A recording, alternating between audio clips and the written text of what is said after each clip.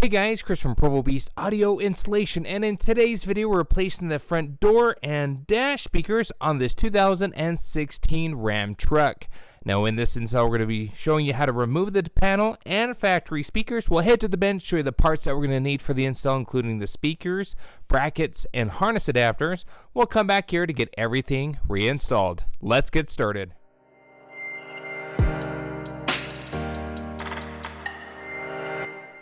Now, one quick thing to note before we get started, our trim of our Ram truck is a base trim, so it doesn't have any sort of factory amplifier that we have to worry about integrating into. If you have the factory amplifier, generally that's present if there are logos in the vehicle like Alpine or Harman Kardon or anything like that. That'll indicate that you have some sort of factory amp, and not every aftermarket speaker will be compatible with an OEM amplifier. So we'll make notes down in the description. Now in our install we have a base trim, so any generic 6x9 coaxial or component set speakers at 4 ohms will work just fine. First thing we need to do is get this door panel off so we can get the factory 6x9 inch speaker out of the door. Now this is more so a mid bass, and the tweeter is up in the dash. We'll focus on the door first.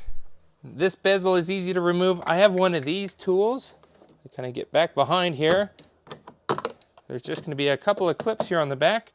Now here, this little door panel needs to come off. Now somebody's already been here before, but what we're going to do is get a little pick tool. We're going to open that up here, and that's going to expose a Phillips screw. Let's go ahead and remove that screw. Now starting on this side, we're going to use just the panel tool. We're going to undo those clips. Pull this on out. Now up and around the door panel, there's going to be these plastic screws. There's 6 in total. These are absolutely awful to work with. If somebody's replaced them, they may be just simple push-in ones. You just got to slowly turn them because they like to strip out. So I don't use an actual Phillips. There's our screw here. And then the housing itself comes out.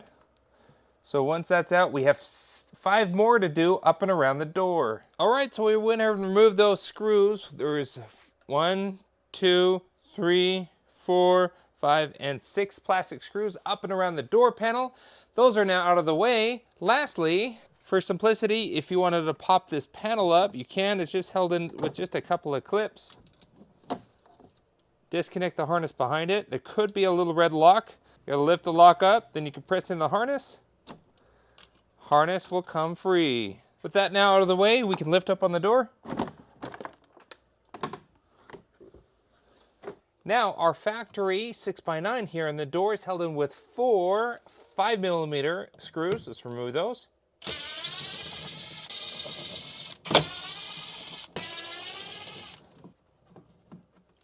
Disconnect your harness. Perfect. Now with our speaker out of the way, let's head to the bench to show you the speakers that we're using in today's install. Alright, so here at the bench now, the parts that we're using in today's install, first and foremost, are the speakers that we've chosen to go with. Now these are the Alpine 2nd generation Type S speakers. These are 6x9 inch components. These are the S2-S69C. This provides a 6x9 for the door, and in this generation they now provide a 2.5 inch coaxial speaker with a mounted tweeter here on top, which provides a really nice full range sound. Now the nice thing about this is everything comes in pairs along with the install parts, and so you'll be able to not only do the driver's side but also the passenger side.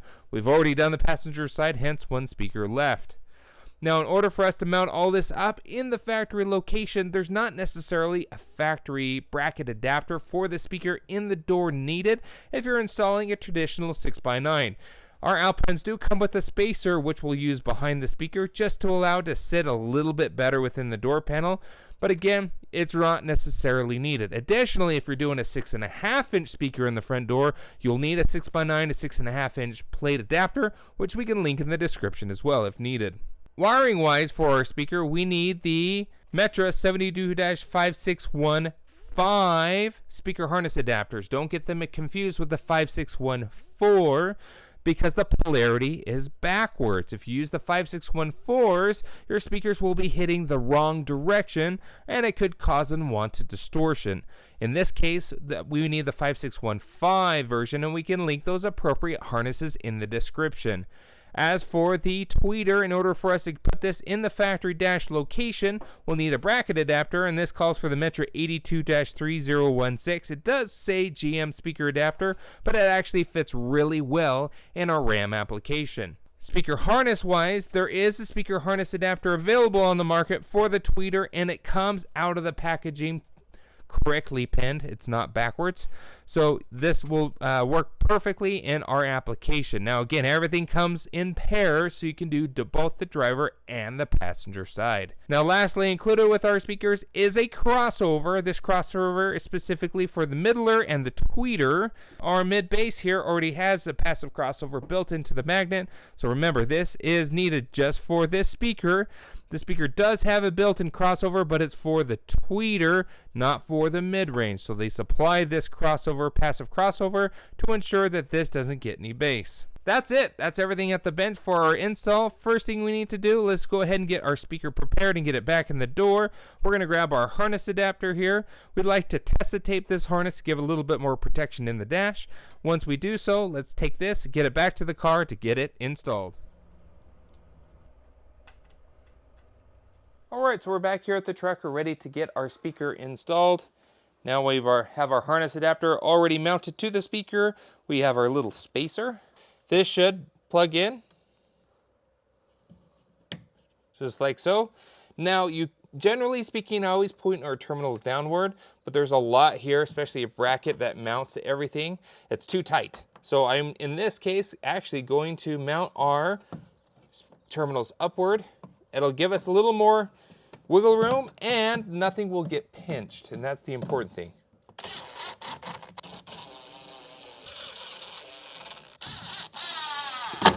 All right, speaker's all in, looks great. Got everything mounted there. Spacer just brings it out a hair and it gives it just the right amount of depth. Get everything mounted without getting anything pitched back behind the speaker itself. It's always a great idea to double check and test to ensure your speaker's working properly before you reinstall the door panel in reverse order.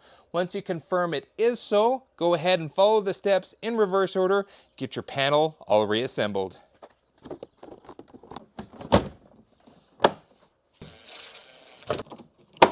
Alright, so our door panel is all done and good to go at this point of time. Let's now turn our attention up to the dash tweeter, so we can get those out, removed, and reassembled with the new tweeter from our Alpine kit. All right, so here inside the truck, here is our tweeter. Now, fortunately, it doesn't have any sort of tabs that are associated with the A-pillar, so that doesn't need to come out. Just the grill itself, it's held in with 2 clips in the front and tabs towards the back. Again, I have a little panel tool. We're just gonna get up underneath here, just like so. This comes up and out of the way, and that exposes our OEM speaker. Now it's held in with 2 7mm or 9/32 screws. Go ahead and remove those 2 screws. Just like the door panel, it's going to have a harness associated with it. Go ahead and disconnect the harness and our tweeter will come free. All right, so we got our 2 screws out there. We disconnected the harness, and now we have our speaker out. All right, so back at the bench. Now here is our factory tweeter. And here's our speaker, and they are very, very similar in size, except for the mounting location, which is why we have a bracket adapter. Now, the hole cutout needed for this is a 2.5-inch hole cutout, and I have a 2.5-inch hole saw. If you're installing the previous generation, or one with just the tweeter without this, it has the flush mount adapter that has a 2-inch cutout, so use the 2-inch version. This is going to be the 2.5-inch to allow this to sit flush within this bracket. Now, I have a little jig here on the bench that I use all the time for my tweeter cutouts. And all I need to do is actually put in our bracket here. So we have that all set up now. It comes with a pilot hole in order for you to center your bit.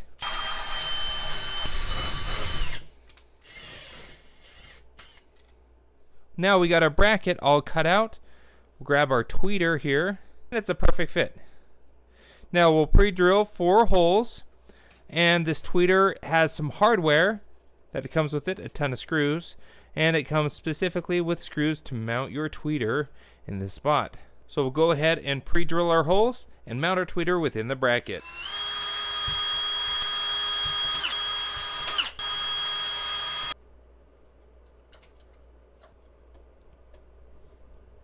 Alright, so we got our speaker all mounted up there. It's looking great. Now, when you go to start assembling your harness adapter, it's super tempting to go ahead and connect these terminals directly to your harness adapter without using the included passive crossover. You run the risk of blowing the speaker because you're sending too many lower frequencies to the speaker that it cannot handle. So I suggest always use the passive crossover if it's included within your speaker kit. Now, this passive crossover has two similar ends. The shorter end will go to our speaker, and the longer end goes to whatever source you're sending it. Now, in this case, these two ends need to come together. Obviously, we have two female ends, so what we're going to do is just cut these ends off. We'll cut a lot of this extra wire out. We're going to solder into there, and that'll make a nice harness here. We'll loom it all up and get this installed.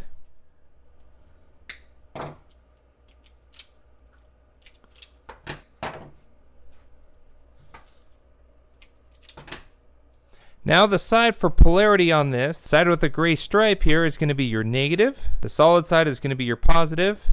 On this harness adapter, your positive is white, your negative is black. So we're going to go ahead and put negative with the negative and the positive with the positive. Now, of course, if you don't know how to solder or don't have the means to do so, you can use crimp caps or butt connectors. Just don't twist and tape these because they'll come loose in the dash.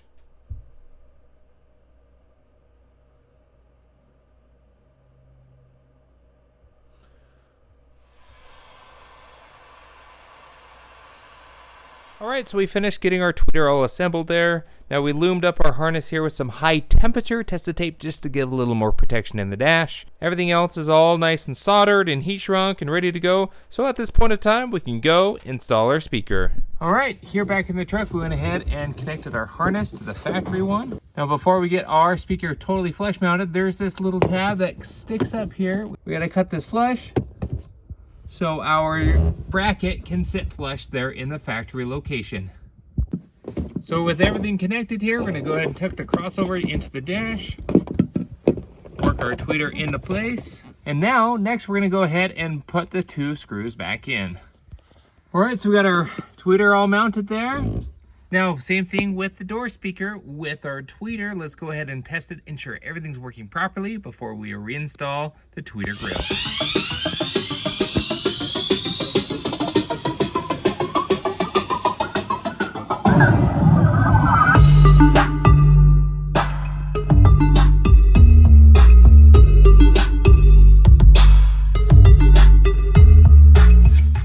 So at this point in time, with the door panel all reassembled, the dash all put back together, we are done with this install and good to go. Now, if you want to know how we did the passenger side, it's just the same process, just a mirror image. And we did the rear door speakers with the 6x9 coaxial set. So if you want to see that video, we'll link it in the description, along with a radio install, backup camera install, and an amplifier and subwoofer install as well. Thanks again for watching. Be sure to hit the like button if you liked what you saw, and don't forget to subscribe. I post great content on the channel all the time. We'll see you in the next video.